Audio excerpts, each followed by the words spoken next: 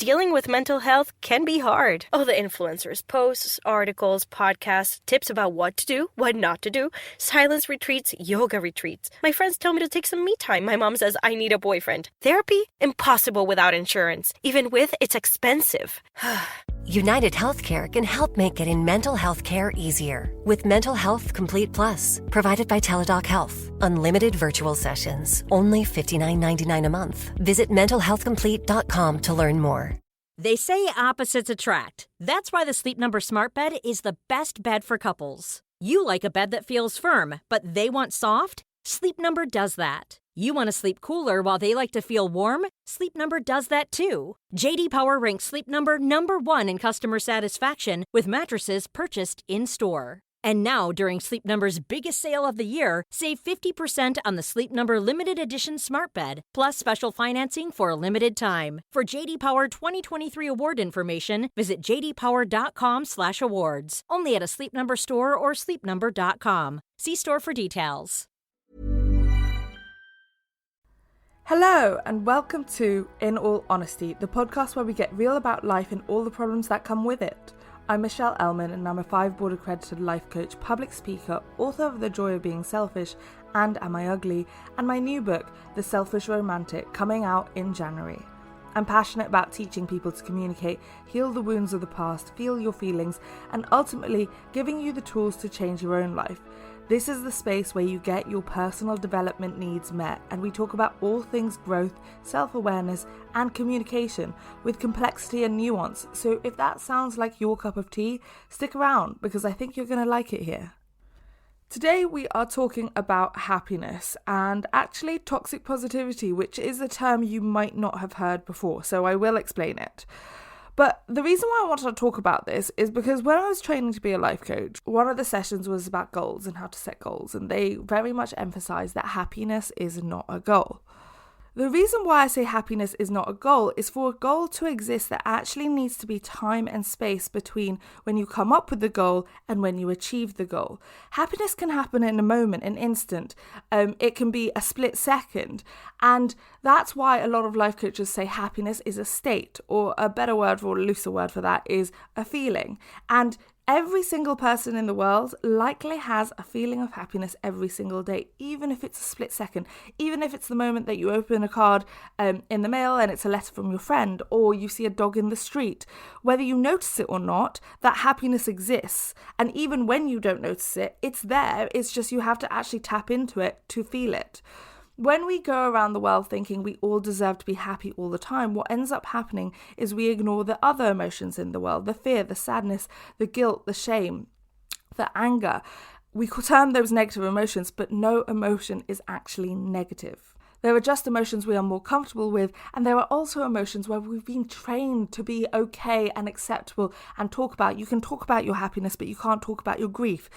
That is just how we've been trained and taught. And if we had more comfort around the supposedly negative emotions, then we wouldn't be terming them as negative. All emotions serve a purpose. They're there to signpost you when your needs are being unmet or when you are being fulfilled in the case of happiness. This mentality around us deserving to feel happy all the time doesn't just stop us from feeling our negative emotions, but it leads to an entitlement and almost leads to this instant gratification culture, because you aren't going to be happy all the time. Sometimes you are going to have moments in life where you are bored, you are dissatisfied, you are going through any other emotion in the world. And if we're always trying to fast track that back to happiness, then we don't give the other emotions the time and space that it needs. The reason why I wanted to bring toxic positivity into this is because it's the same thing. So when you are grieving and someone goes, well, you should just be happy they're not in pain. Telling someone they should be happy doesn't make someone happy.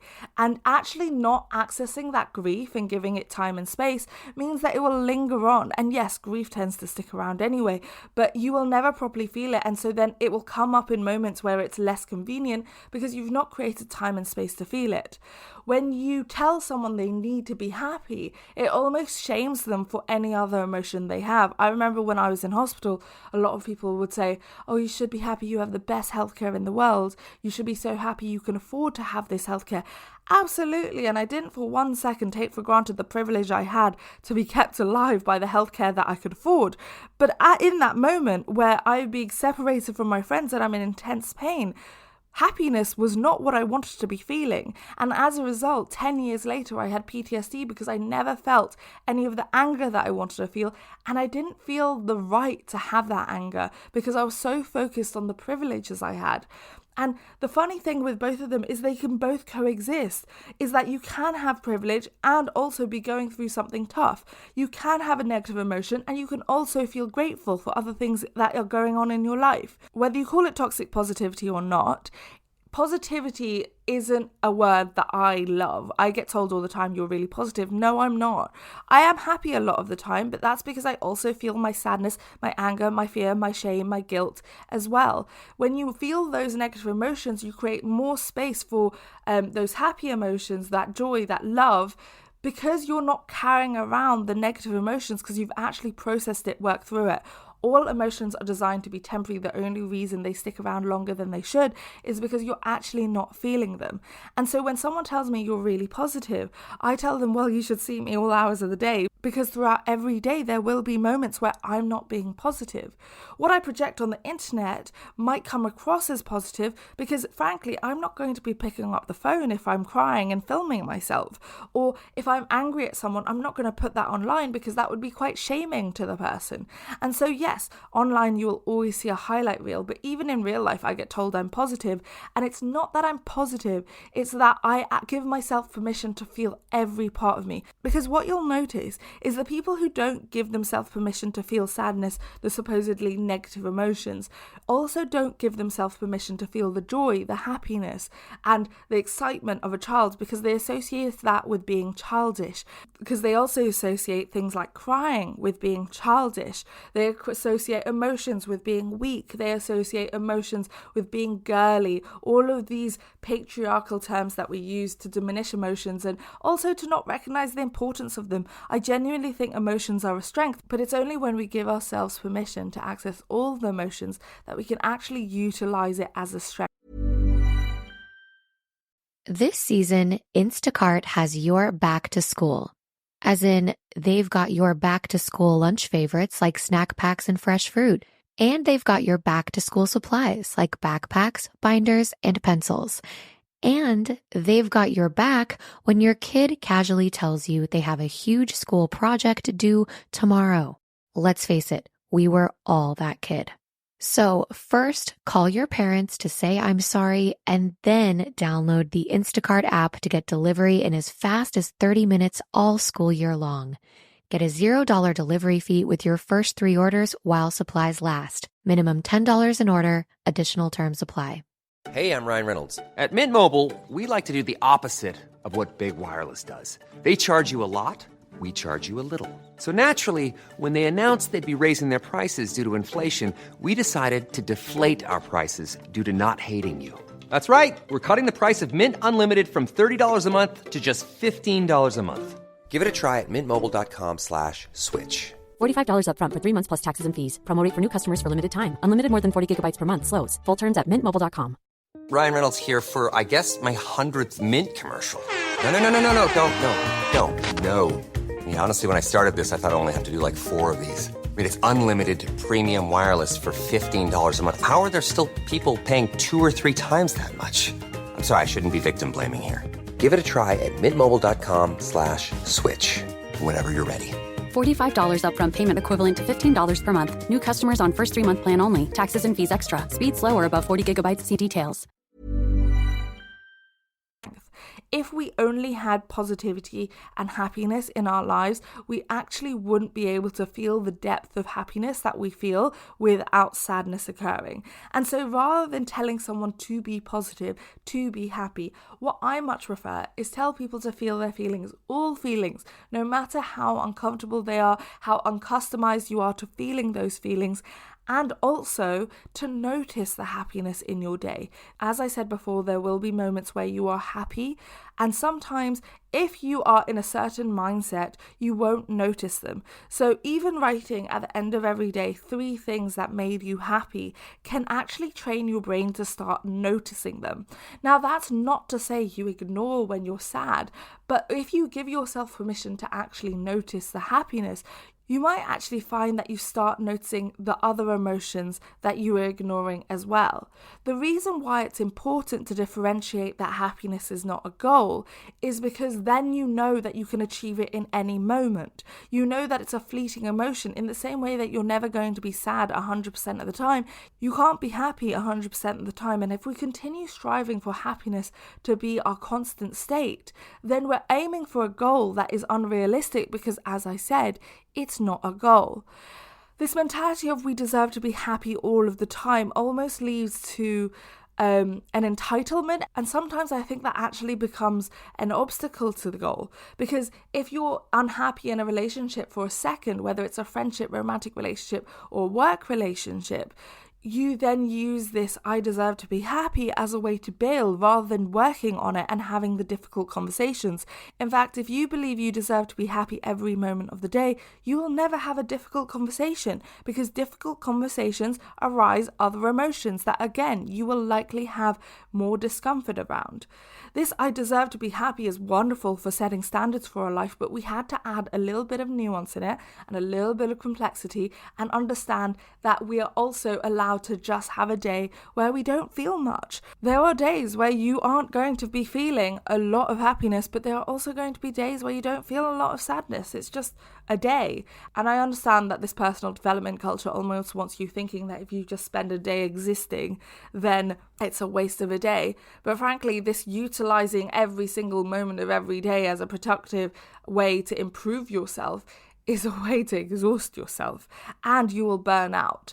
When we believe that happiness is something we are owed, it can lead to an entitlement, whereas if we actually start noticing that happiness is something we already have, and of course there will be moments where you have more happy moments in the day than in other phases of life, but if we actually start noticing it from that perspective, then you know when you need to create a change in your life. Whereas if you just have an expectation for happiness, with a lot of expectations, it leads to disappointment, because if you go in with such high expectations, then there's only one way to go from there. Happiness is a wonderful, beautiful thing, and of course we want to maximize it in our life, but I also think pressuring people into feeling that happiness almost turns it into a competition. We definitely see this online of I'm happier than you are, or I'm happier in our relationship, and again it's feeding this comparison mechanism of who's the happiest in the world, when maybe we can actually just aim for a mediocre level of happiness. It's okay to just be satisfied with life than ecstatic with life. And if we were okay with just being satisfied and not needing that constant ecstatic or the highest level of 10 out of 10 happiness, then it would be easier to notice in those quiet small moments. Even if your happiness lasts 2 seconds, that happiness exists. And so the main part is that you notice it when it occurs, and that you don't shame yourself for having emotions that aren't happiness. And that if you don't feel happy in a moment, it's equated to being ungrateful, because that's just not true. You can be grateful for life and not feel happy in every single moment. So I hope that made you think. And yes, happiness is this wonderful, beautiful thing. And also, there are many times in my life where happiness hasn't been the central emotion, but they've been good memories. Maybe sadness was because I was sad to leave somewhere. So I just want to implore you to think about the fact that if you have a life where all emotions are accepted, how much fuller your life will be. Yes, in those sad moments, you might not want that sadness, but when you have every emotion and you give yourself permission to access all of them, your life becomes more colourful. And I truly believe that, because I am such an advocate for feeling your feelings. And this might be controversial, but you don't have to be happy in every single moment of the day in order to have a happy life in general. Thank you so much for listening, and if you enjoyed this episode, it would mean the world if you could leave a review wherever you're listening to this, and share it on social media and tag me in it so I can share it too. Come find me at Michelle L. Ellman on Twitter, Instagram and TikTok. We do fun things on there like Q&A Mondays, and on Fridays we celebrate your boundary wins. There's a whole community of people who want to grow and heal as well, and we're waiting to welcome you whenever you're ready. In the meantime, make sure to feel your feelings, set some boundaries, communicate in the way you want to be communicated with, ask for what you need, and I know sometimes you forget, but someone loves you, and I will speak to you next week.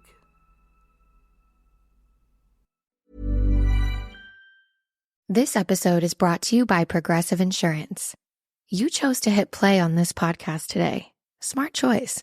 Make another smart choice with Auto Quote Explorer to compare rates from multiple car insurance companies all at once. Try it at Progressive.com.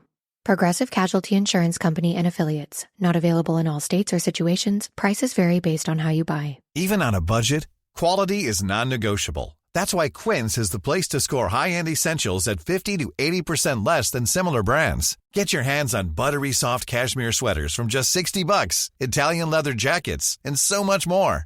And the best part about Quince, they exclusively partner with factories committed to safe, ethical, and responsible manufacturing. Elevate your style without the elevated price tag with Quince. Go to quince.com/upgrade for free shipping and 365-day returns.